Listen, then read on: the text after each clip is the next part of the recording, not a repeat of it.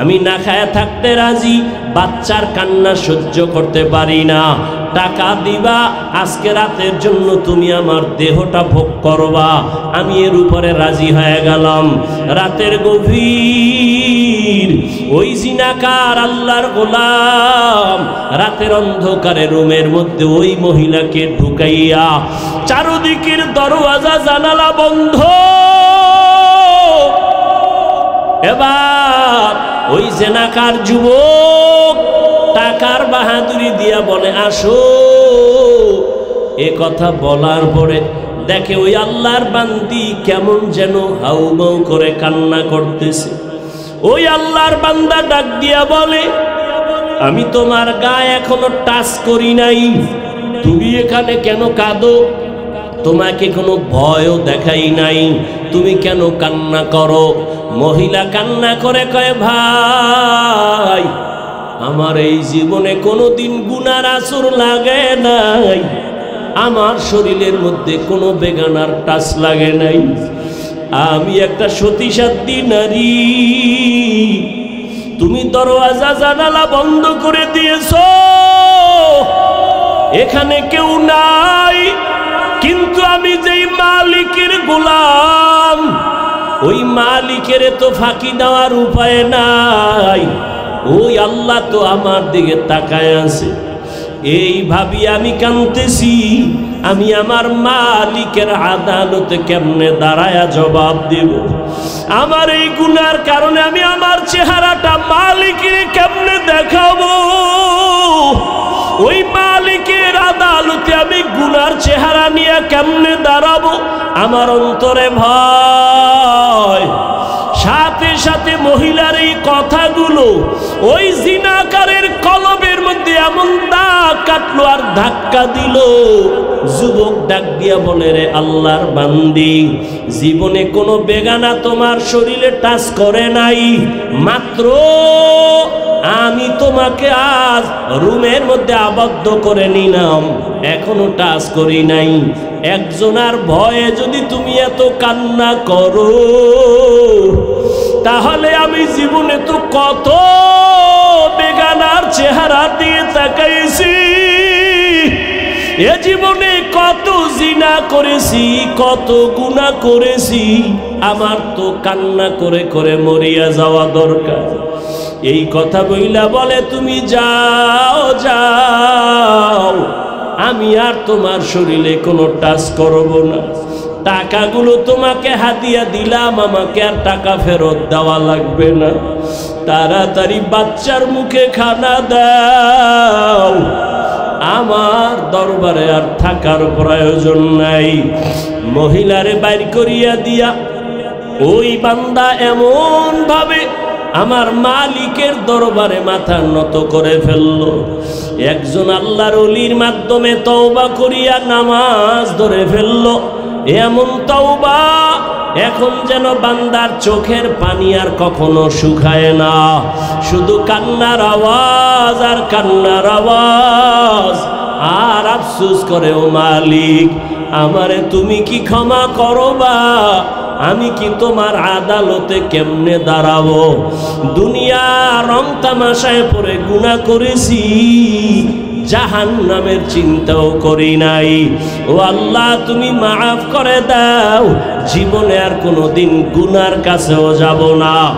আল্লাহর বান্দা তওবা করিয়া এক একভাবে কান্না করে করে এক পর্যায়ে ইবাদতের মধ্যে মশগুল হইয়া এক পর্যায়ে আল্লাহর বান্দার হায়াত শেষের দিকে দুনিয়া থেকে বিদায়ের সময় কান্নার আওয়াজ এলাকার সবাই জানে বড় গুনাহগার জিনাকার। এক পর্যায়ে বান্দা দুনিয়া থেকে চলিয়া গেল। ওই সময়ের একটা নিয়ম হইল, মানুষ যখন মরিয়া যাইত দাফন কাফনের পরে তার বাড়ির দরজার ভেতরে লোকটা যদি ভালো থাকতো, দরজায় লেখা থাকতো, গেইটে লেখা থাকতো লোকটা ভালো ছিল, আর যদি অপরাধী হইতো দরজায় লেখা থাকতো লোকটা বড় খারাপ ছিল। কে লেখতো জানা নাই, সবাই দেখতে আসতো এই লোকটা যে মারা গেল তার দরজায় কি লেখা। এই বান্দা যখন মরিয়া গেল, এই যে মহিলার সাথে এমন কিছু হইছে এলাকার কেউ জানে নাই। আল্লাহর বান্দা গুনার থেকে ফিরিয়া তওবা করে দুনিয়ার থেকে চলে গেল। দুনিয়া এলাকায় খবর হয়ে গেল ওই অপরাধী জাহান্নামী পাপী আর দুনিয়ায় নাই। যখন সবাই খবর পাইয়া বাড়ির দরজা দিয়া যায় আর গেটের দিয়ে তাকায়, দেখিনি তার বাড়িতে লেখা বড় খারাপ ছিল, কিন্তু না, ওই বাড়ির দরজায় গেটে দেখে সবাই লেখা আছে কদ গফারাল্লাহু লিল কিফল। রহমতের নবী হাদিসে পাকের মধ্যে বলেন ওই বান্দার ব্যাপারে দরজায় লেখা কদ গফারাল্লাহ, আল্লাহ তাকে মাফ করে দিয়েছেন। কিফলি নামের বান্দাকে আল্লাহ মাফ করেছেন। সবাই আশ্চর্য হয়ে গেল, এই বান্দা এত বড় গুনাহগার, জিনাকার, মদের আড্ডায় বসে থাকে, এরে আল্লাহ কেন মাফ করলেন? তদন্ত নিয়া খবর নিতে নিতে দেখে ওই আল্লাহর বান্দির ঘটনা, ওই মহিলার চোখের পানি তার জন্য হেদায়েতের কারণ হয়ে গেছে।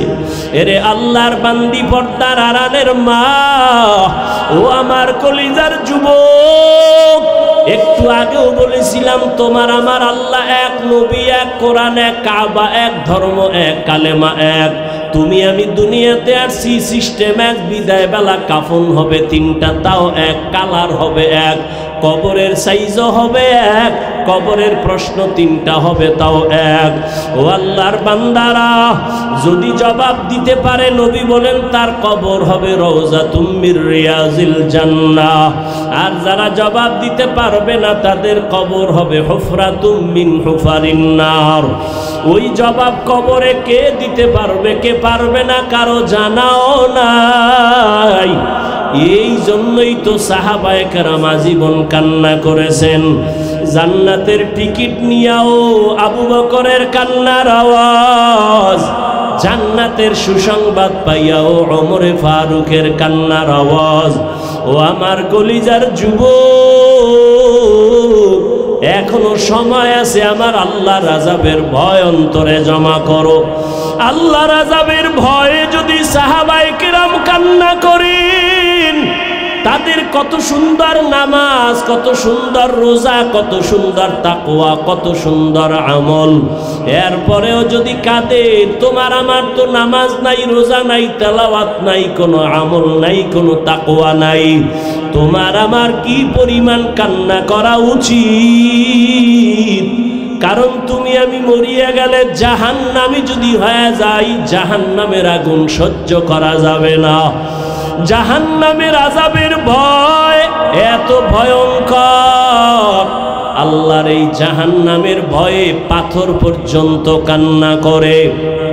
আল্লাহ নিজে বলেন সুম্মা কাসাত কুলুবুকুম মিন বাদি যালিকা ফাহিয়া কাল হিজারাহ আও আশাদ্দু কাসওয়া ওয়া ইন্না মিনাল হিজারাতি লামা ইয়াতাফাজ্জারু মিনহুল আনহার ওয়া ইন্না মিনহা লামা ইয়াশাক্কাকু ফায়াখরুজু মিনহুল মা ওয়া ইন্না মিনহা লামা ইয়াহবিতু মিন খাশিয়াতিল্লাহ ওয়ামাল্লাহু বিগাফিলিন আম্মা তা'মালুন।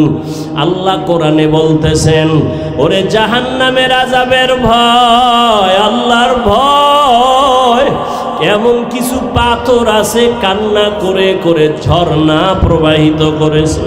ওই চট্টগ্রামের বহু পাহাড়ে গিয়ে দেখবা অনবরত পানি পড়ে ঝর্ণার মতো। আল্লাহর কোরআন বলে ও কাঁদে জাহান্নামের আযাবের ভয়।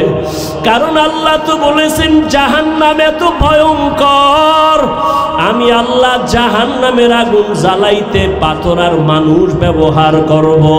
ওয়াকুদুহান নাসু ওয়াল হিজারাহ, মানুষ আর পাথর দিয়া জাহান্নামের আগুনকে আল্লাহ জ্বালাবেন। এই ভয়ে আপনার আমার নবী যার কোনো গুনাহ নাই, ওই নবী পর্যন্ত কান্না করতেছেন।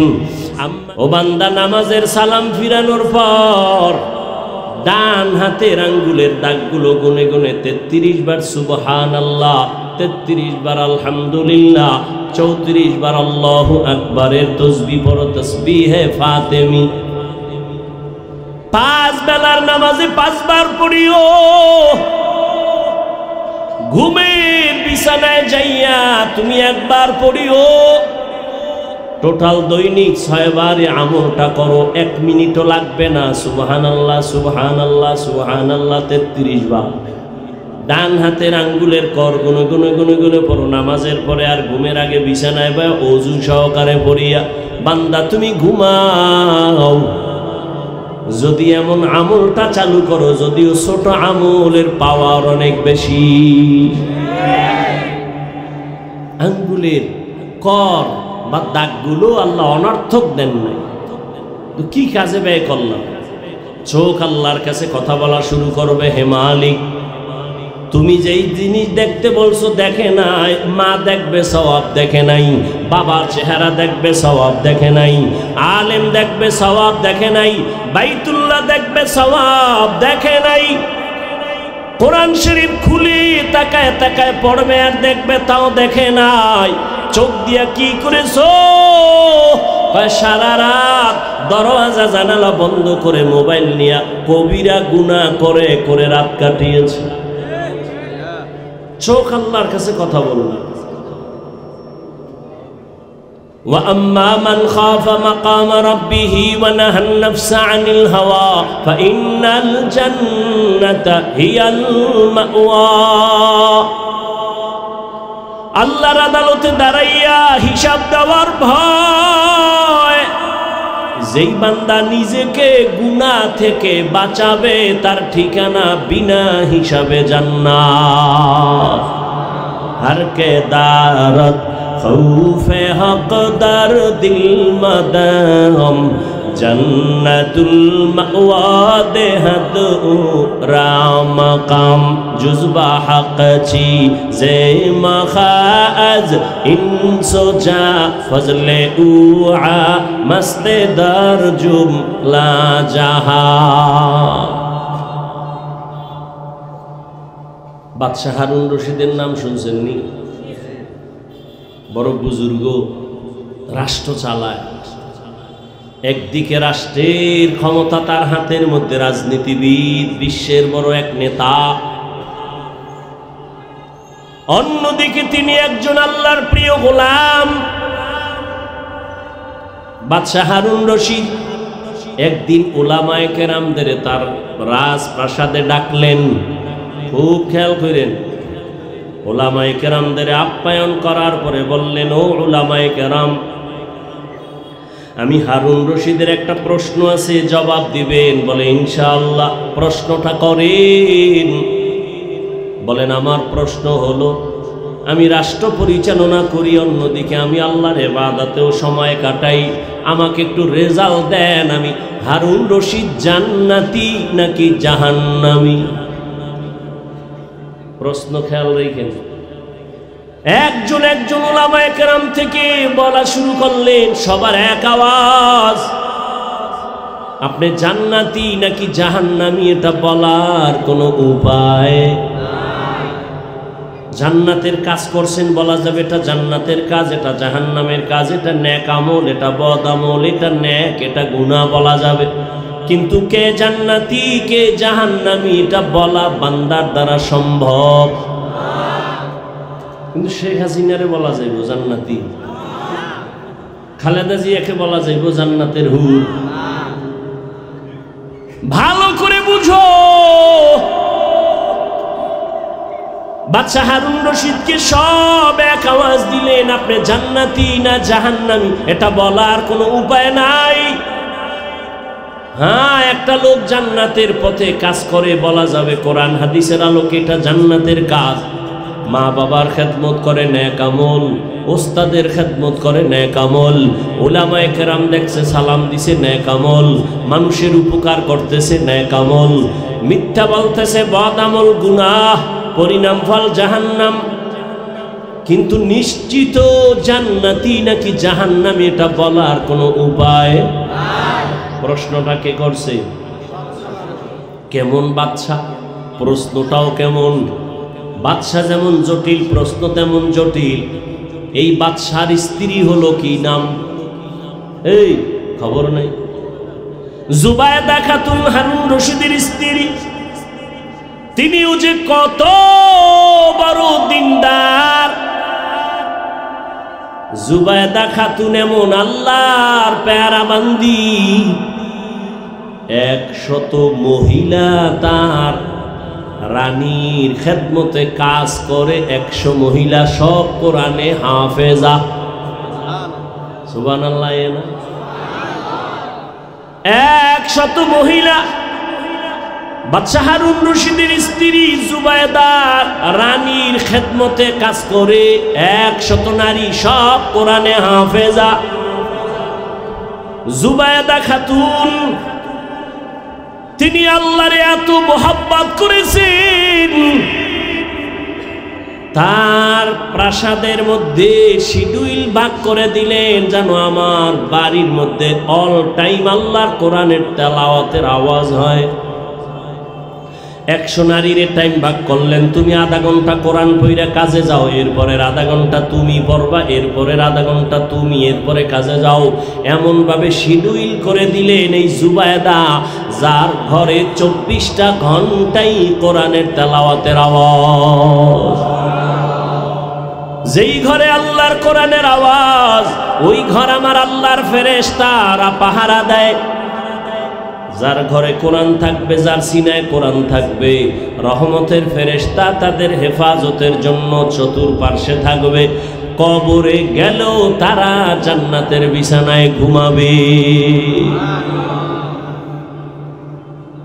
জুবায়দা খাতুন কাজের কেমন আল্লাহর বান্দি, টাকার অভাব নাই, স্বামী বিশাল বড় রাজনীতিবিদ নেতা।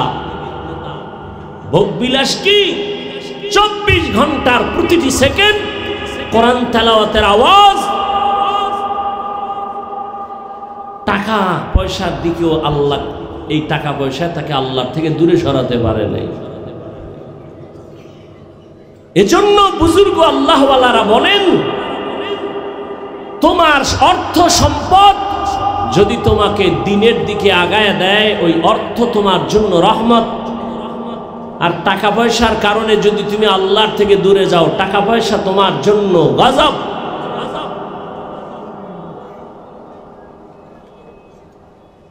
লা বা'সা বিল গিনা লিমান ইত্তাকা। টাকা পয়সা হওয়া নিষেধ না যদি আল্লাহর ভয় নিয়ে চলে। আল্লাহর ভয়, আদালতে দাঁড়াইয়া হিসাব দেওয়ার ভয়। আজকে বয়ান হচ্ছে সারা দুনিয়া জুড়ে, কিন্তু আমল কই? মহামারী করোনা গেল, এরপরেও মদ পানকারীর মদ পান করা বন্ধ হয় নাই। অপরাধীর অপরাধ বন্ধ হয় নাই কেন? আল্লাহর আদালতে দাঁড়ায় হিসাব দেওয়ার ভয় অন্তরে নাই। আর যতদিন পর্যন্ত আল্লাহর আদালতে দাঁড়াইয়া হিসাব দেওয়ার ভয় অন্তরে আসবে না, ততদিন পর্যন্ত কোনো বয়ান বান্দার অন্তরে যাবে না। অন্তরে আল্লাহর ভয়, যে আমার আল্লাহর আদালতে দাঁড়াতে হবে, এই চিন্তা যদি থাকে, জবাবদিহিতার চিন্তা থাকলে ওই মানুষের দ্বারা জুলুম হয় না, ইনসাফ হয়। আর জবাবদিহিতার চিন্তা না থাকলে জুলুম চলে। জুলুম,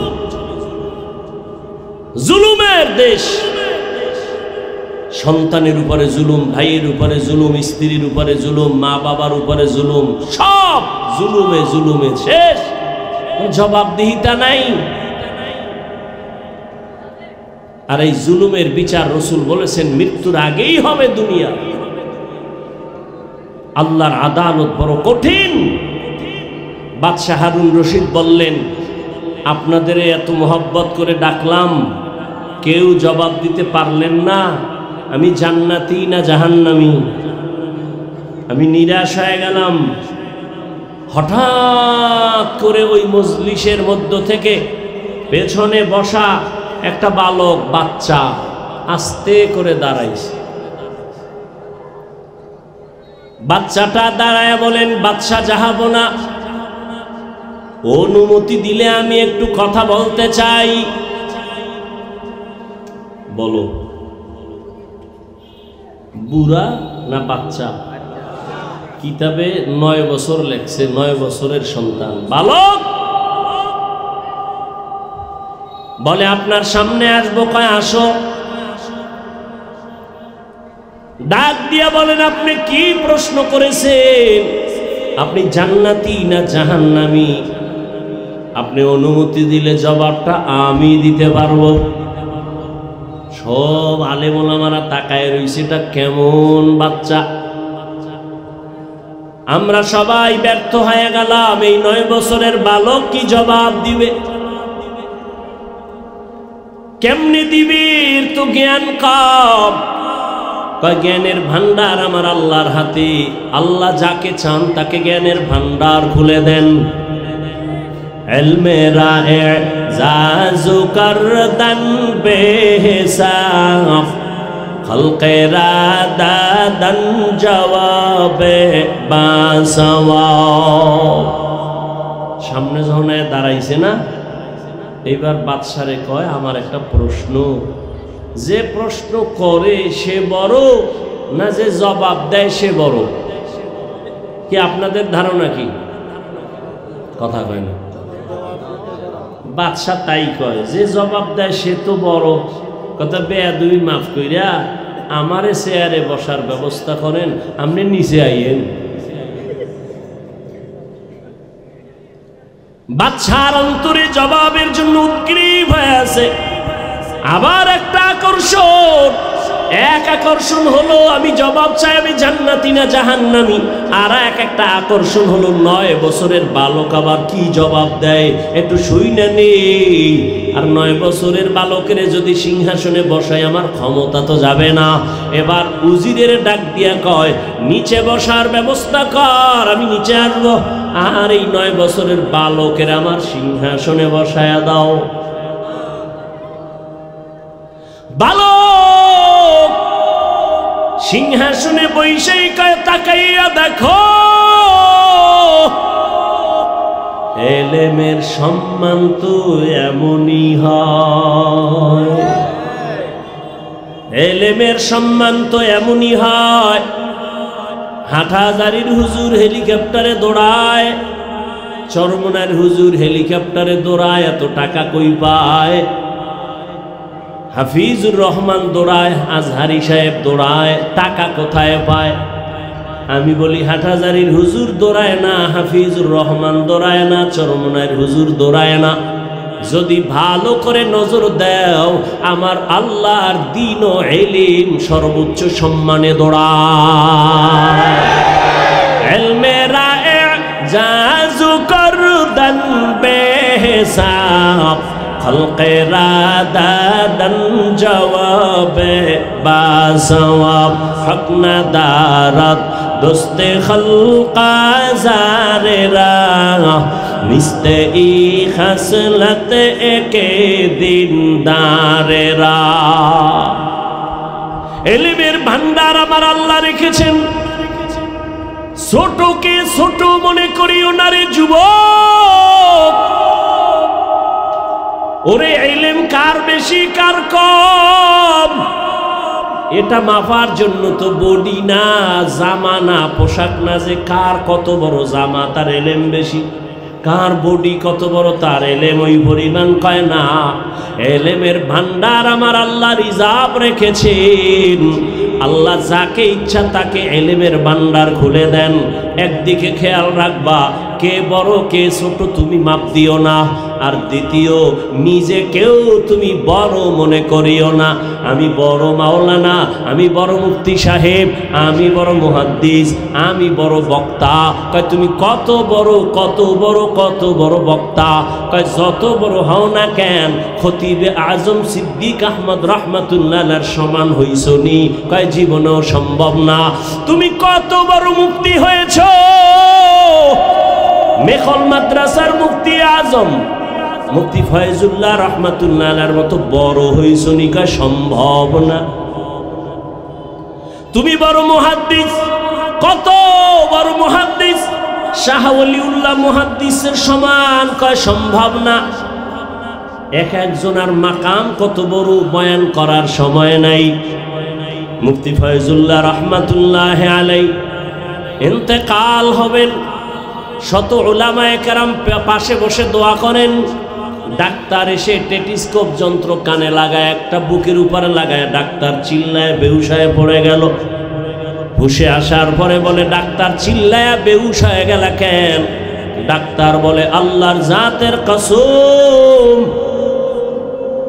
শত মানুষ এক জায়গায় বসে আল্লাহর নামের জিকির করলে যে আওয়াজ হয়, আমি মুফতি ফয়জুল্লাহর সিনায় সে আওয়াজ কানে শুনতে পেয়েছি। আউলিয়ানা কারে উকবা ইখতিয়ার, জাহেলারা কারে দুনিয়া ইখতিয়ার। মাইলে মোমেন সোয়ে মোমেন মিশাওয়াত, মাইলে কাফের সোয়ে কাফের মিশাওয়াত। শাহ ওলিউল্লাহ অনেক বড়, মুফতি ফয়জুল্লাহ রহমতুল্লাহ আলাইহি অনেক বড়। কত বড়, কত বড়? কয় সাহাবাদের মতো? কয় না না। মুফতি আজিজুল হক পটিয়া কত বড়? কয় সাহাবাদের সমান। কয় না। সাহাবায়ে কেরাম কত বড়? নবীজির সমান। কয় না। কয় নবী কত বড়? নবী কয়, আল্লাহ আমার এই পরিমাণ ইলম দান করেছেন, আর কাউকে দেন নাই। উতিতু ইলমাল আউয়ালিন আল আখিরিন, আল্লাহ আমাকে আউয়াল আর আখিরের ইলম দান করেছেন। নবী বড় খুশি। আল্লাহ কয়, দিছি তো আমি না জানি কি পরিমাণ দিলাম আমার পাত্র থেকে। আল্লাহ কয়, মা উতিতুম মিনাল ইলমি ইল্লা কালিলা, আমার ইলমের ভান্ডার থেকে আমি আপনাকে দিছি একেবারে সামান্য। নবী এত ইলমের অধিকারী, নবীর এত ইলম, এত ইলম, এত ইলম। নবী কয়, সব পেয়েছি, আউয়াল আখিরের। আদমের ইলম আমি পেয়েছি, মুসা নবীর ইলম পেয়েছি, ঈসা নবীরটা পেয়েছি, সব আল্লাহ কয় দিলাম কালিলা, সামান্য। তাহলে আল্লাহর কাছে কি পরিমাণ ইলম জমা? আল্লাহ কয়, নবী আমি রিজার্ভ ফান্ডে রেখে দিলাম ইলম, আপনি চাইবেন ফাঁকে ফাঁকে দিব, দেওয়াটা কিয়ামত পর্যন্ত জারি রাখবো। যে চাইবে তারে দিব ফাঁকে ফাঁকে। চাওয়ার জন্য আপনার দোয়া শিখাই, আপনি সব সময় দোয়া পড়বেন, প্রয়োজন হলেই আমি দিয়ে দিব। অকুর রব্বি জিদনি, বারবার এই দোয়া পড়বেন, রব্বি জিদনি ইলমা, রব্বি জিদনি ইলমা, রব্বি জিদনি ইলমা। নবীকে যদি আল্লাহ দোয়া শিখায় বলেন ইলম বাড়ানোর জন্য নবী দোয়া করেন, তাহলে আপনার আমার ইলমের বাহাদুরি কোথায়? এত অহংকার কেন? এত বাহাদুরি কেন? একমাত্র কারণ আল্লাহর আদালতের দ্বারায় হিসাব দেওয়ার ভয় অন্তরে নাই। 9 বছরের বালক কই কই কই? সিংহাসনে আছেন, বাদশা নিচে বসে গেলেন। 9 বছরের বালক সিংহাসনে বসে বলে, ও বাদশা, এটা আমার বাহাদুরি না, ইলমের সম্মান তো এমনই হয়। এবার আপনার প্রশ্নটা আবার একবার করেন। বাদশা হারুন রশিদ বললেন, আমি জান্নাতি নাকি জাহান্নামী? জবাব দাও। 9 বছরের বালক এবার ডাক দিয়া কয়, আপনার জীবনে এমন কোনো কাজ হইছেনি যে আপনি চাইলেই গুনাহ করতে পারতেন, আল্লাহর আদালতের ভয় আপনি গুনাহ করেন নাই? বাদশা কয়, হ্যাঁ এমন তো হইছে অনেক, এমন সুযোগ আমি পাইছি, চাইলেই গুনাহ করতে পারতাম, কিন্তু আমি আল্লাহর ভয়ে গুনাহ করি নাই। 9 বছরের বালক একটা চিল্লানি দিয়া কয়, আল্লাহর ভরসা করে বলি, নিশ্চিত আপনি জান্নাতের মেহমান। 9 বছরের বালক জান্নাতি ঘোষণা দিয়ে দিছে। সব বড় আলেমরার মাথা গরম হয়ে গেছে। এই 9 বছরের বালক আমরা সবাই ব্যর্থ হয়ে গেলাম, তুমি কেমনে বললা নিশ্চিত জান্নাতি? কি ভিতরে কোনো গুসটুস খাইছুনি বাদশার? কয় না না, আমি দলিল দেই, কোরআন দিয়া দলিল নাও, দলিল নাও, ঘুষ না, দলিল। ওয়া আম্মা মান খাফা মাকামা রাব্বিহি ওয়া নাহান নাফসা আনিল হাওয়া ফাইন্নাল জান্নাতা হিয়াল মাওয়া।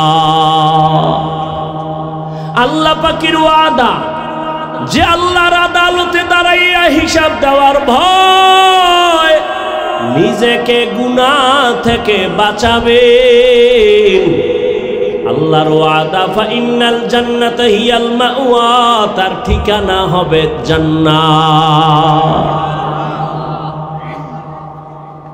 এত বয়ান, এত বয়ান, এত বয়ান, চোখে পানি নাই, কান্না নাই, কপাল এমন আগুন লাগছে নিজেও কাঁদি না, কেউ যদি কান্না করে তাও পছন্দ করি না। এমন কপাল খারাপ, নিজেও নামাজ পড়ে না, অন্য নামাজ পড়ে তাও পছন্দ করে না, নিজেও দাড়ি রাখে না, অন্য দাড়ি রাখে তাও পছন্দ করে না। ও টেকনাফের যুবক, ও পর্দার আড়ালের আম্মা জান, ও বোনেরা, ও বৃদ্ধ বাবাজিরা, ওই দিন আর দুনিয়ায় বাহাদুরি করবেন। এখানে যারা বসা আছেন সবাই তো আল্লাহর গোলাম, আমিও তো আল্লাহর গোলাম। আপনাদের আল্লাহ আমার আল্লাহ দুই নাকি এক? ভালো করে স্বীকার করেন, বুঝা শুনে বলেন, আপনার আল্লাহ আমার আল্লাহ, আপনার নবী আমার নবী, আপনাদের কোরআন আমার কোরআন, আপনাদের কাবা আমার কাবা, আপনাদের ধর্ম আমার ধর্ম, আপনাদের কালেমা আমার কালেমা। দুনিয়াতে আসছি সবাই সিস্টেমও এক, শুধু টেকনাফের মানুষগুলো লঙ্গি পরে আসছে। হ্যাঁ, সবার সিস্টেম এক। বিদায় বেলা কাফন হবে 3টা, সংখ্যা সবার এক, শুধু টেকনাফলাদের একটা বেশি। যত টাকার মালিক হও না কেন, তুমি মরলে একটা কাফন কেউ সম্মানে বাড়াইয়াও দিবে না। একটা রিক্সার ড্রাইভার যদি মরে যায় গরিব হওয়ার কারণে একটা কাফন কেউ কমাইয়াও দিবে না। সবার বেলায় কাফন 3টা এক, কালার হবে আলাদা। আমগো হুজুরদের কাফনের কালার একরকম, আপনাদেরটা আর এক রকম। কে হুজুর কে হুজুর না, কে ইমাম কে মুক্তাদি, কে ধনী কে গরিব, কে ডাক্তার কে রোগী, সব মানুষের কাফন হবে 3টা, কালার হবে এক। নারীদের কাফন হবে 5টা। কাফনের উপরে লেখা থাকবে বড় হুজুরের লাশ, কাফনের উপরে লেখা থাকবে কোটিপতি চেয়ারম্যানের লাশ। তাহলে এত ভাব কেন রে যুবক? আমি আজকে বক্তা বক্তা যত ভাব দেখাই না কেন, তুমি টাকার বাহাদুরি দেখাও না কেন, সাদা কাফনে যেদিন ঢুকবা সেদিন সব বাহাদুরি শেষ হয়ে যাবে। কোটি টাকার মালিক দেখো অভাব হয় না দূর, গরিব ঘুমায় আরাম করে মনটা বাহাদুর। ফেরাউনের লাশটা দেখো মিশর জাদু ঘরে, খায় না মাটি পোকা মাছি সবাই ঘৃণা করে। হৃদয়ে থাকিবে যার নম্রতা সদা, রহমত আসিবে সেথা প্রভুর ওয়াদা। বড়র বড়াই থাকলে দিলে রহমত আসবে না, নিজেকে নিজে ছোট মনে করিও সদা। উঁচু জমিন থেকে পানি নিচু জমিনে যায়, তেমনি খোদার রহমত আসে নম্রতার হৃদয়। ভোগবিলাসের বাড়ি গাড়ি পরে রবে সব, থাকতে সময় স্মরণ করো আল্লাহ আমার রব। আমাদের রবকে রব বানাইছি টাকারে, ক্ষমতারে। অথচ নবী বলেন ক্বালান নবী সাল্লাল্লাহু আলাইহি ওয়া আলিহি ওয়াসাল্লাম আদ-দুনিয়া খুলিকাত লাকুম ওয়া আন্নাকুম খুলিকতুম লিল আখিরাহ। দুনিয়া মানুষ তোর গোলাম বানায় দিছি, তোরে আমি আল্লাহর গোলাম বানাইছি। দুনিয়া তোমার আমার গোলাম, দুনিয়া তোমারে আমারে খুঁজবে, তুমি আর আমি আল্লাহকে খুঁজব। কিন্তু এখন উল্টা হয়ে গেছে, আমরা খুঁজি দুনিয়া আর আল্লাহ খুঁজে আমাদের। কই যাও আয়। আমরা টাকা খুঁজি, দুনিয়ার সম্মান খুঁজি, দুনিয়ার চেয়ার খুঁজি, অথচ আমরা খুঁজব আমার মালিক। ওই মালিকের যদি খুঁজতাম, টাকা আমার পেছনে দৌড়াইতো, ক্ষমতা আমার পেছনে দৌড়াইতো। আর ক্ষমতারে ধরতে গিয়া পায় না, কারণ আল্লাহর নিজামের উপর উল্টা পাল্টা চলার কারণেই ঝামেলা। আল্লাহ হেদায়েত। মান কানা ইউরিদুল আজিলাতা আজ্জালনা লাহু ফিহা মা নাশাউ লিমান নুরিদ। যে ব্যক্তি দুনিয়া চায় আল্লাহ তাকে দ্রুত দুনিয়া দেয়। সুম্মা জাআলনাহু জাহান্নাম ইয়াসলাহা মাযমুমান মাদহুরা। পরিণাম ফলে জাহান্নাম। ও টেকনাফের মুসলমান যুবক, কাফনের কালারও কি? এই কাফনের কালারও, কাফনের সংখ্যাও, কবরের সাইজ। টেকনাফলাদের এক হাত বড়। কবরে রাখার পরে বিদায় হওয়ার পর প্রশ্ন হবে তিনটা, তাও হবে এক। নাকি হুজুরদের প্রশ্ন আলাদা? সবার বেলায় প্রশ্ন এক। তুমি ধনী না গরিব, তুমি আলেম না মূর্খ, প্রশ্ন হবে সবার বেলায় তিনটা। রবের পরিচয় দাও, ধর্মের পরিচয় দাও, রাহমাতুল লিল আলামিনের পরিচয় দাও। নবীজি বলেন যারা জবাব দিতে পারবে তাদের কবর হবে রওজাতুম মির রিয়াজিল জান্নাহ, আর যারা জবাব দিতে পারবে না তাদের কবর হবে হুফরাতুম মিন হুফারিন নার। কবরের জবাব যে দিবে তার কবর জান্নাত, যে পারবে না তারটা জাহান্নাম। কে পারবে? আমরা হুজুরেরা। কি বলেন? আমরা হুজুরেরা জবাব দিতে পারবো? গ্যারান্টি আছে? নাই। এজন্যই তো সাহাবায়ে কেরাম জান্নাতের টিকিট হাতে নিয়ে কাঁদতেছেন। নবী নামাজের কান্না শুইনা রাতে ঘুমাইছেন। আম্মা জান আয়েশার হুজুরায় হঠাৎ শুনে কান্নার আওয়াজ। কে কাঁদে মসজিদের মধ্যে? গভীর রাতে নবী সজাগ হয়ে তাকায়া দেখেন জান্নাতের এক নাম্বার সাহাবী আবু বকর নামাজে কাঁদতেছেন। নবী জিজ্ঞাসা করলেন, আবু বকর নামাজে গভীর রাতে কেন কাঁদতেছেন? আমার ঘুম ভেঙে গেল কান্নার আওয়াজে। কেন কাঁদলেন? আবু বকর বলেন, ইয়া রাসূলুল্লাহ, আল্লাহর আদালতে দাঁড়াইয়া হিসাব দেওয়ার ভয়। কেমনে মালিকের কাছে দাঁড়াবো? কিয়ামতের দিন আল্লাহ তো অনেক রাগান্বিত অবস্থায় থাকবেন।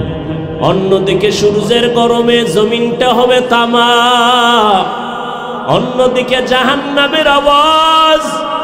নবীরা পর্যন্ত কান্না করা শুরু করবেন, উম্মতের কথা ভুলে যাবেন। সব নবীদের কান্না, আমাকে বাঁচাও, আমাকে বাঁচাও আল্লাহ, আমার উপায় কি হবে? ওই মুসিবতের সময় আমি আবু বকরের উপায় কি হবে? মালিকের দরবারে কেমনে দাঁড়াবো? নবী বলেন, আবু বকর জান্নাতের টিকিট না আপনাকে আল্লাহ দিছেন। আবু বকর বলেন অন্তরে ভয়, যে আল্লাহ দয়া করে টিকিট দিয়েছেন ওই আল্লাহ যদি কোনো কারণে বেজার হইয়া আবার টিকিট ক্যান্সেল করে, উপায় কি হবে? আবু বকর যদি কান্না করে, আপনার আমার তো কান্না করে মরে যাওয়া উচিত। অথচ কপাল পুড়ছে, নিজেরও কান্না নাই, অন্য কাঁদে তাও সহ্য করতে পারি। কান্না না আসলে বুঝবেন আপনার কপাল পোড়া। কান্না বড় দামি একটা সম্পদ। তিন চোখের জন্য জাহান্নামের আগুন হারাম। আইনুন বাকাত মিন খাশিয়াতিল্লাহ, আল্লাহর আযাবের ভয়ে যে চোখে কান্না করে চোখের জন্য জাহান্নাম হারাম। কান্না নাই, অথচ আল্লাহর আযাবের ভয়ে কোরআনের আয়াত পাথর পর্যন্ত কান্না করে। আর আমরা মানুষ আল্লাহর এত আদরের গোলাম, নূরের সৃষ্টি ফেরেশতারা আল্লাহর কাছে প্রিয় না, জিনেরাও প্রিয় না, আমরা মানুষ বড় দামি, আখিরি নবীর উম্মত হইলাম, অথচ আমাদের ভেতরে কোনো কান্নার চিন্তাই নাই, আযাবের ভয় নাই, আল্লাহর আদালতে দাঁড়াবো যে সেই চিন্তাই অন্তরে নাই। এক আল্লাহর বান্দির ঘটনা, একটা কেচ্ছা শুনাই, কেচ্ছা শুনবেননি? এই শুনবেন সবাই না, পিছে পিছে আওয়াজ দেয় যে কেচ্ছা কাহিনীর ওয়াজ কইরা শুইনা লাভ কি? বলে না? শোনো হে চালাক, তোমার চেয়ে তো কম চালাক আমি না। জমিনের মধ্যে শ্রেষ্ঠ কেচ্ছা কাহিনীর কিতাবের নাম কোরআন শরীফ, দ্বিতীয় কেচ্ছা কাহিনীর কিতাবের নাম হাদিস শরীফ। তুমি কি জানো? আউযুবিল্লাহ পারো না? বয়া বয়া খালি ভুল ধরো, আলেম এইটা খারাপ ওটা খারাপ।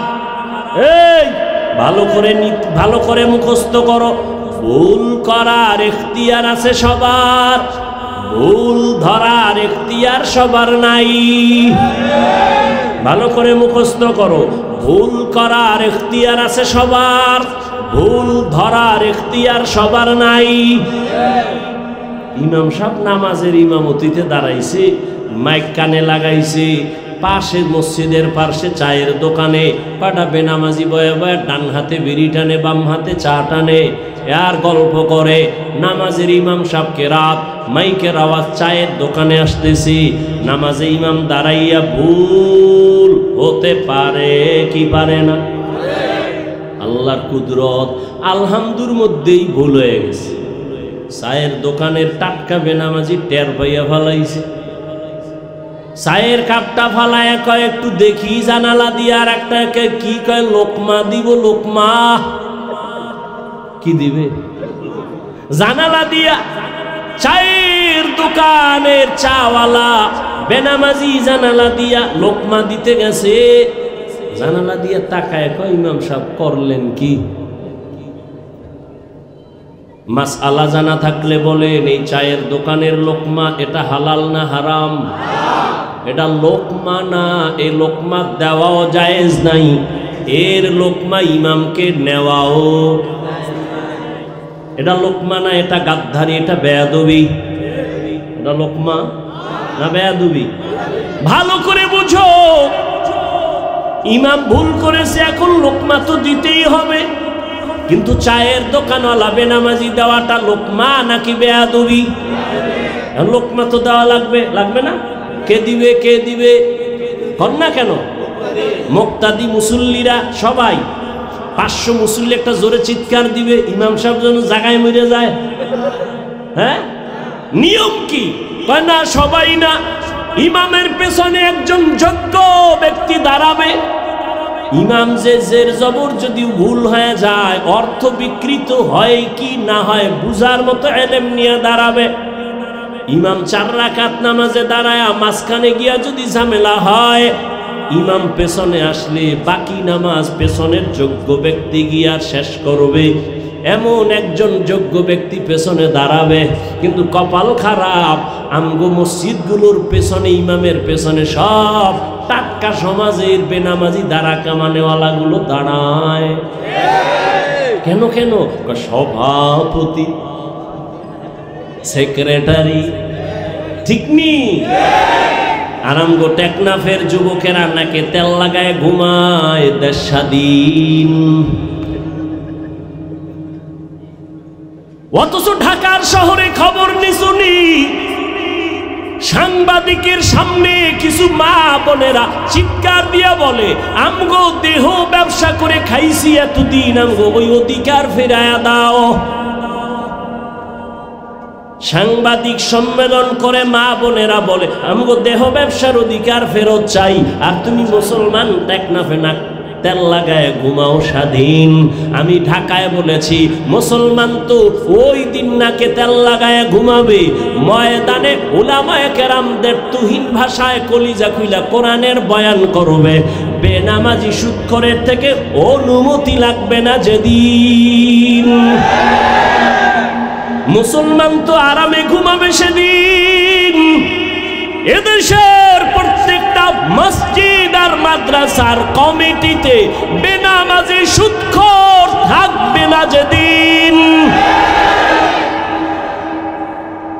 শিয়ালের মুরগি দিয়া কয় 3 দিন আমানত, শিয়াল পণ্ডিত কয় দোয়াও চাই মাফও চাই, জিন দেখানো মরাও হইতা না। শিয়ালের হাতে মুরগি দিলে যা হবে আল্লাহর কসম, বেনামাজি সুদখোরের হাতে ধর্মের চাবি দিলেও তো তাই হবে। দিছে কে চাবি? এই চালাক বাঙালি, সুদখোর বেনামাজির হাতে ধর্মের চাবি দিছে কারা? কয় না, এখন আর কথা বলে না। কে দিছে? তুমি দিয়েছো। হুজুরেরা কইছে ইসলাম চাওনি? কয় হ্যাঁ। কয় কালকে ভোট আসতেছে, ভোট দিস। আমি চেয়ারম্যান হইয়া একটা ঘুষ খাবো না, বেপরদায় চলবো না, মানুষের উপরে জুলুম করব না। আমগো দেশে আলেম কিছু চেয়ারম্যান আছে না? কথা বলেন না কেন? সারা দুনিয়ার খবর নাও, সব চেয়ারম্যান এক পালায় দাও। আর হেদায়েতুল্লাহ আজাদি চেয়ারম্যান, মুফতি আমজাদ হোসেন আশরাফি সহ চেয়ারম্যান, এরকম অনেক উলামায়ে কেরাম চেয়ারম্যান, তাদের ইউনিয়নের খবর নিয়ে এক পালায় দাও, সমান হবে না। যখন হুজুরেরা কইছে ইসলাম চাইলে ভোট দাও, ওই সংসদে বসে আল্লাহর নবীর ইজ্জতের কথা হবে, নবীর ইজ্জতের উপরে হামলা হলে ওর ফাঁসি এ জমিনে কার্যকর হবে। আলেমরা এত চিল্লায়, কেউ কানে দেয় না। যদি আলেম সংসদে একটা চিৎকার দেয়, একটা নাস্তিকের কথা বলার সাহস থাকবে না। সবাই কয় ঠিক আছে হুজুর দাঁড়ায় যান। ভোটের আগের রাইতে টাকা খাইয়া কেবলা ঘুরায় ফালাইছে। ও নিমক হারাম জাতি, কাকে তুমি গালি দাও? সুদখোরকে মাথায় তো তুমি উঠিয়েছ। মদখোর গাঞ্জাখোরের রাস্তা তো তুমি ওপেন করেছো। আল্লাহ হেদায়েত দান করুন।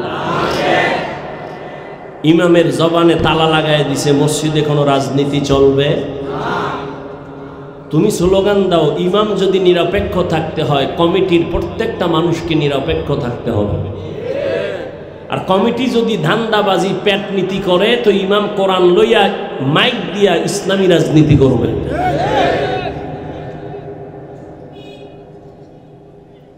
এখনো সময় আছে, ফিডা খাওয়ার আগে সোজা। বহু ফিডা কপালে আছে। মায়ানমার তো আমগো পাশে, এরপরের ফিডাটা আইতেছে, অপেক্ষায় কবে টের পাও না তো? এতদিন আমগো ধরছিল বানর আর শিয়ালে, এখন ধরবে বাঘে। বাঘে ধরবে, বাঘে। রাখক বল হয়ে আসতেছে আমেরিকার আগ্রাসন। ঘরে ঘরে সমাজে জেনা ব্যভিচার চলবে, জবান খুলে কথা বলা যাবে না।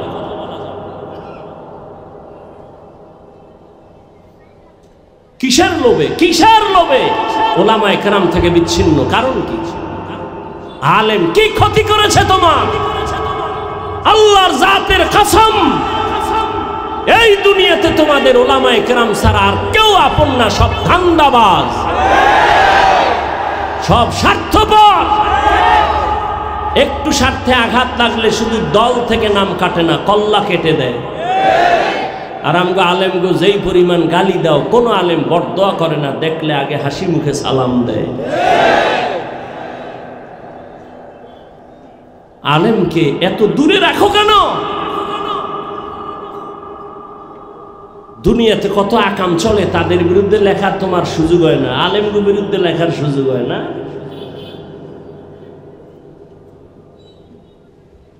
যারা ওলামায়ে কেরামের বিরুদ্ধে লেখালেখি করে সবগুলো মা বাবার অভিশপ্ত সন্তান, একটাও মা বাবার আদরের সন্তান না। ওলামায়ে কেরামের বিরুদ্ধে যারা বলে আর লেখে এরা মা বাবার অভিশপ্ত সন্তান। আল্লাহ হেদায়েত দান করুন। যুবক বাবারা, জাতি তাকায় আছে তোমার দিক, বুড়ারা ডেট ফেল, জাতি যুবকের দিকে তাকানো আছে। তুমি ডাক্তার হও, ইঞ্জিনিয়ার হও, প্রফেসর হও, কিন্তু বেয়াদব হইও না, জীবন ধ্বংস হয়ে যাবে। বেয়াদব হইয়া ডাক্তার হয়ে যদি বেয়াদব হও তাহলে ডাক্তার হবা ঠিক, তবে তাসলিমার মতো জুতার বাড়ি খেয়ে পালাতে হবে। আর যদি আদবওয়ালা আদর্শের ডাক্তার হতে চাও তাহলে লেখাপড়া যথেষ্ট না, দোয়া নিতে হবে তোমার জীবনের জন্য, সফলতার দোয়া।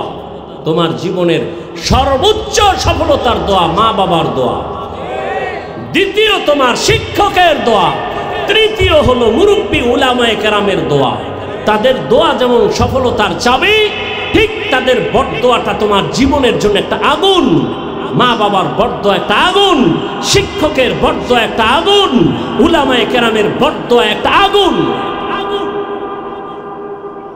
যুবক, অঙ্গীকার করো, শপথ করো, কসম করো, পারলে মা বাবার দোয়া নিবা কিন্তু বরদোয়া নিবা না। পারলে শিক্ষকের দোয়া নিবা, কোনোদিন বেয়াদবি করে বরদোয়া নিবা না। পারলে ওলামায়ে কেরামের দোয়া নিবা, না পারলে কোনোদিন বরদোয়া নিবা না। শপথ করো, না হয় জীবন ধ্বংস তোমার। মরার আগে বিছানায় পঙ্গু হয়ে যাবি, চোখের পানি পড়বে, পানি মুছার আপন কাউকে পাবা না। আল্লাহ হেদায়েত দান করুন। এত বয়ান হচ্ছে, মসজিদ খালি কেন? জুমার সময় মসজিদ ফুলফিল, ফজরে এরা গেছে কই, আসরে গেল কই? কেন মুসলমানের এই হালাত?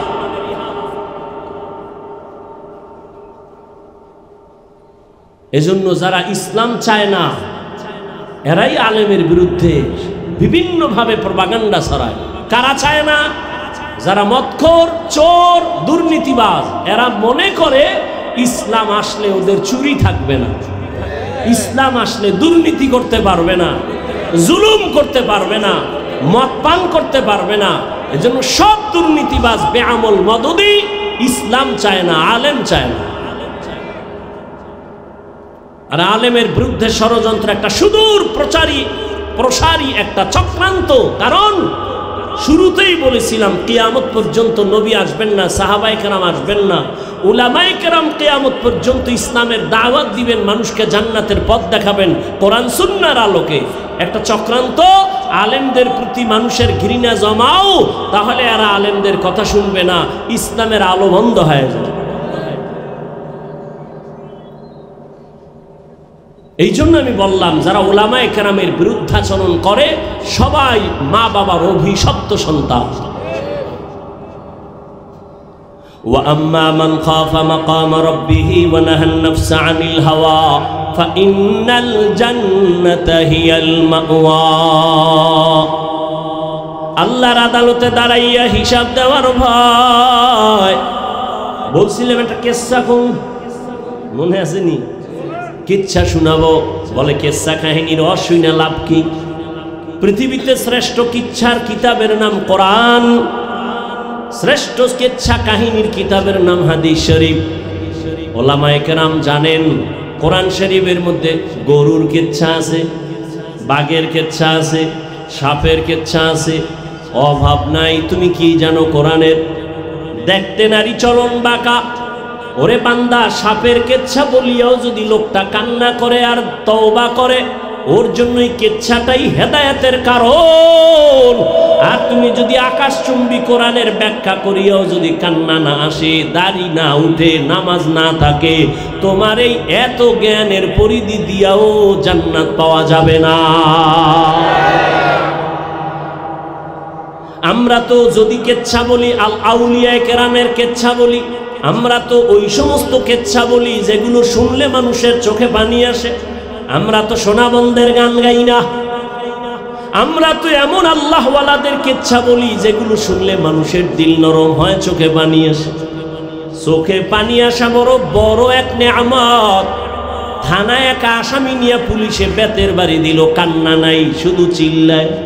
আর ওয়াজের প্যান্ডেলে এক আল্লাহর ওলি বয়ান করেন, আর 200 হাত দূরে বসে একটা যুবক হাউমাউ করে কান্না করে।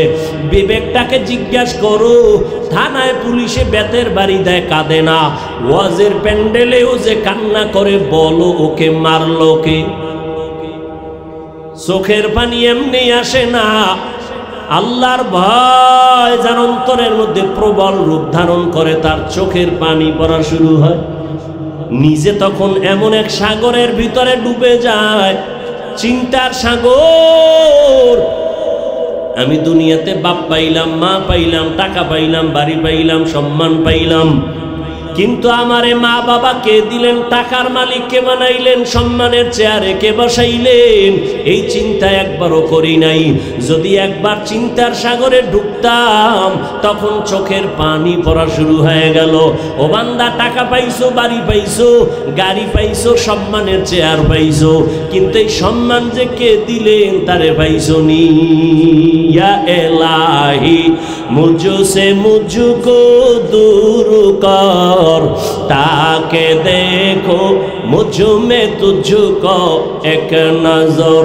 ইয়া এলাহি তু মেরা মাবুদ হ্যায়, ইয়া এলাহি তু মেরা মাশুক হ্যায়। একটা কেচ্ছা হলো, আল্লাহর এক বান্দি, নারী না পুরুষ, আল্লাহর এক বান্দি সন্তান নিয়ে সংসার চালায়। স্বামীর হালাত বড় খারাপ। হঠাৎ কোন রকম কাজ করলে ঘরের চুলায় আগুন জ্বলে, যদি কাজ না করে বাচ্চাদের পেটে খানা যায় না, চুলায় আগুন জ্বলে না। এই অবস্থা যখন শুরু হয়ে গেল, একদিন দুদিন, এত গরিব, কোথায় পাবে টাকা পয়সা? টাকা নাই, চুলায় আগুন জ্বলে না, খানাও নাই। আল্লাহর বান্দি নিজে টেনশন আর পেরেশান, আমি নিজে না খাইয়া থাইকা কাটায় দিব, কিন্তু বাচ্চার ক্ষুধা আর কান্না সহ্য করা যায় না। এর নাম মা। এর নাম কি? এর যুবক, যার মা নাই তাকে জিজ্ঞাসা কর মা কেমন। যার বাবা নাই তাকে জিজ্ঞাসা করো বাবা কেমন, রত্ন কেমন, সম্পদ। একটা যুবক ছেলে ঈদের দিন নামাজ পড়িয়া কবরের কিনারায় দাঁড়ায় কাঁদতেছে। জিজ্ঞাসা করা হলো, ভাই আজ ঈদের আনন্দে সবাই বাড়ি যায়, তুমি কেন কবরের কাছে দাঁড়ায় কাঁদো? যুবক বলে, আমার কপাল বড় খারাপ। গত ঈদের নামাজে আমার আব্বাজানকে আমি পাশে দাঁড়া করায় নামাজ পড়েছিলাম। ঈদের নামাজে যখন বের হইলাম, আমার আম্মু আমার মাথায় হাত দিয়া বড় দোয়া করেছিলেন। আজ আমি যখন নামাজে বের হইলাম, হঠাৎ মনে পড়ে গেল আমার মাথায় কে হাত বুলায় দিবে।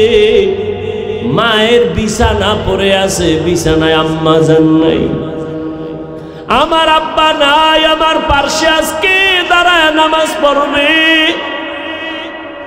ও যুবক, ওই মা বাবার দোয়া ছাড়াই চেয়ারে বসতে পারি নাই। ওই মা বাবার চোখের পানি আর দোয়া ছাড়া তুমি টাকার মালিক হতে পারো নাই। ওই মা বাবার চোখের পানি আর দোয়া ছাড়া তুমি পরীক্ষায় পাশ করতে পারো নাই, গাড়ির মালিক হতে পারো নাই, সম্মানের মালিক হতে পারো নাই। ওই মা বাবার দোয়া ছাড়া জীবনে সফলতার দরজা খুলবে না রে সন্তান। ওই আল্লাহর বান্দি না খাইয়া চোখের পানি ছেড়ে কান্না করে, কোথায় যাবে? নিজের খানার চিন্তা নাই, কিন্তু বাচ্চাগুলো না খেয়ে কান্না করে, উপায় কি? নিরুপায় হইয়া হঠাৎ অন্তরের মধ্যে একটা চিন্তা আসলো, আমার বাড়ি থেকে একটু দূরে একটা এলাকা, ওখানে একটা বড় টাকাওয়ালা আছে, কিন্তু তার চরিত্র খারাপ।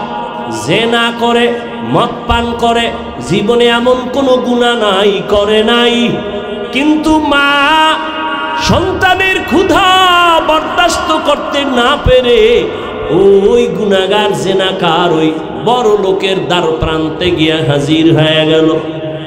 ডাক দিয়া কয়, ভাই আমারে কিছু টাকা ধার দিবেন, আমার সন্তানগুলো না খাইয়া মরার উপক্রম হয়ে গেছে, আমি মা কান্না সহ্য করতে পারি না। ওই গুনাহগার বান্দা বলে, ঠিক আছে দিব, তবে শর্ত আজকের রাতের জন্য তুমি তোমার দেহটা আমাকে অক্ষ করে দিতে হবে। আল্লাহর বান্দি চিন্তায় পড়ে গেল, আমার এই জীবনে শরীরে কেউ একটা টাচ করে নাই, আমার চরিত্রের উপরে কেউ একটা আঘাত করে নাই, কিন্তু আমি সন্তানের মুখের কান্না সহ্য করতে পারি না। ক্ষুধার যন্ত্রণায় কান্না করে করে মাটিতে গড়াগড়ি খাই। এখন কি করি আমি? এই সন্তানের খুশির করার জন্য, খানার জন্য কি আমি আমার দেহটাকে বিলাইয়া আমি সন্তানের খানার জন্য টাকা নেব?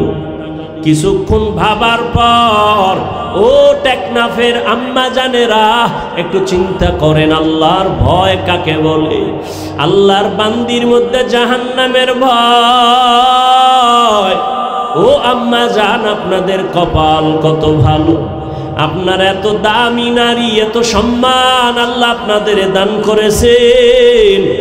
আপনারা নবীদের মায়ের মতো মা, সাহাবায়ে কেরামদের মায়ের মতো সম্মানিত মা, আপনারা তো আলেমের মায়ের মতো মা, হাফেজে কোরআনের মায়ের মতো মা। এই স্টেজে কত হাফেজে কোরআন, কত আকে মাথায় পাগড়ি নিয়েছে, সম্মান নিয়েছে, এদের মা বাবার মতো আজকে আনন্দে আর কেউ নাই। এরে আম্মা জান, আপনারা তো দামি, এত দামি, আপনারা তো খাদিজা রাদিয়াল্লাহু আনহার মতো দামি নারী, ফাতেমা রাদিয়াল্লাহু আনহার মতো দামি নারী, আয়েশা রাদিয়াল্লাহু আনহার মতো দামি নারী, ইসমাইল নবীর মা হাজরা আলাইহা সালামের মতো দামি নারী।